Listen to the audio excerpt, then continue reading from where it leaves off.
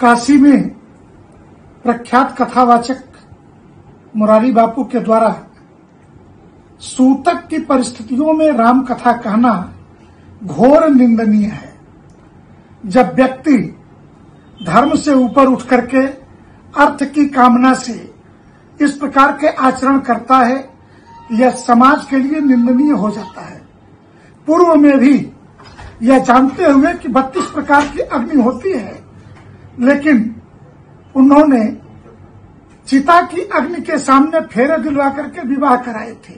तो मंगल को अमंगल से रिश्ता जोड़ना और उसकी गलत व्याख्या करना और व्यासपीठ पर बैठ करके अल्लाह मौला करना, यह आचरण शोभा नहीं देता है। व्यासपीठों की मर्यादाओं को बना करके रखेंगे तो ज्यादा ठीक होगा। हाँ, सूतक 4 लोगों को नहीं लगता है, ब्रह्मनिष्ठ यति को नहीं लगता है, ब्रह्मचारी को नहीं लगता है, राजा को नहीं लगता है, और प्रतिदिन अग्निहोत्र करने वाले को तो अग्निहोत्री का जो अधिकार है वो सपत्नीक है, न कि अपत्नीक है। तो मुरारी बापू को यह बताना चाहिए कि इन चारों में वो क्या है। दूसरे, कौन सी ऐसी बैरागी परंपरा है कि जो 16 दिन से पहले समष्टि और षोडशी का भंडारा करती है, जिसके यहाँ पिंडदान हुए बगैर जो है, कौन सा ऐसा परंपरा है? सिर्फ संन्यास परंपरा में जीवित ही स्वयं का श्राद्ध किया जाता है, बीरजा होम होता है। बैरागी परंपरा के अंतर्गत तीनों वैष्णव अखाड़े और 3 सिखों के अखाड़ों में भी 16 दिनों की षोडशी तो सन्यासियों की भी होती है 16 दिन पर ही, परंतु बीरजा होम उनका हुआ रहता है, इसलिए त्रिपिंडी श्राद्ध नहीं होता है, शेष का त्रिपिंडी होता है। तो मुरारी बापू समाज को धोखा मत दें और धर्म को धंधा में मत बदलें, यही बेहतर होगा। जिनकी पत्नी को मरे अभी 3 दिन ही नहीं हुआ और वाराणसी के रुद्राक्ष में राम कथा कह रहे हैं, जो भयानक अनर्थ, शास्त्र विरुद्ध और कलयुग के कपट कलेवर भेष धारण करने वाले, ये सब कालनेमी है। सूतक गृहस्थ हैं, इनकी पत्नी मरी है, न इनको मंदिर में जाना चाहिए, न दर्शन करना चाहिए, देवताओं का स्पर्श करना चाहिए, न धर्म ग्रंथों का स्पर्श करना चाहिए। ये विश्वनाथ मंदिर में जाकर विश्वनाथ की शुचिता पवित्रता को भंग करके भयानक पाप किया है और इनको प्रायश्चित करना चाहिए और 13 दिन तक न मंदिरों में जाना चाहिए। शास्त्र विरुद्ध है और ये काशी का जो विद्वत समाज है, संत समाज है, मौन है, जो घोर अनर्थ का कारक होगा। और जब ऐसे लोग धर्म विरुद्ध कार्य करते हैं तो उसका परिणाम बेगुनाह जनता भोगती है। हम काशी के संत जनता से आग्रह करना चाहेंगे कि ऐसे लोगों की कथाओं का बहिष्कार होना चाहिए, ऐसे लोगों का सामाजिक बहिष्कार करना चाहिए।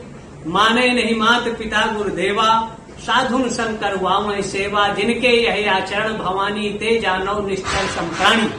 ऐसे निशाचर होते हैं जो कपट के लेवर का भेष धारण कर, जैसे कालनेमी राक्षस था, हनुमान जी जैसे ज्ञानी को भ्रमित कर दिया था, ऐसे ये भ्रमित कर रहे हैं। इनका सामाजिक बहिष्कार होना चाहिए, त्याग होना चाहिए।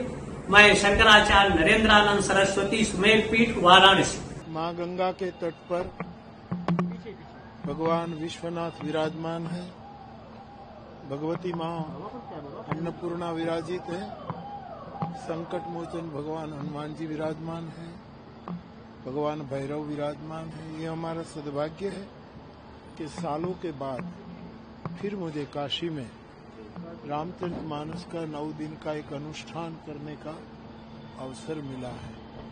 इसीलिए कई जगह कथा करो तो इस स्थान को विशेष जागरूक करना पड़ता है, लेकिन काशी एक ऐसा स्थान है कि यहाँ ऑलरेडी जागृति है, यहाँ कथा गाने का अवसर मिल रहा है। ये हमारा सद्भाग्य है। बाबू, आपके आने के साथ ही एक विवाद खड़ा हो गया कि सूतक काल में आप आए हैं, धर्मपत्नी का निधन हुआ है और बहुत से लोग सवाल उठा रहे हैं। तो हम लोग की जिज्ञासा हुई कि हम सीधे आपसे ही ये जानने की कोशिश करें, क्या सूतक काल में नहीं, देखो हम उसी परंपरा से हैं वैष्णव साधु कि हमें ये कोई लागू नहीं होता।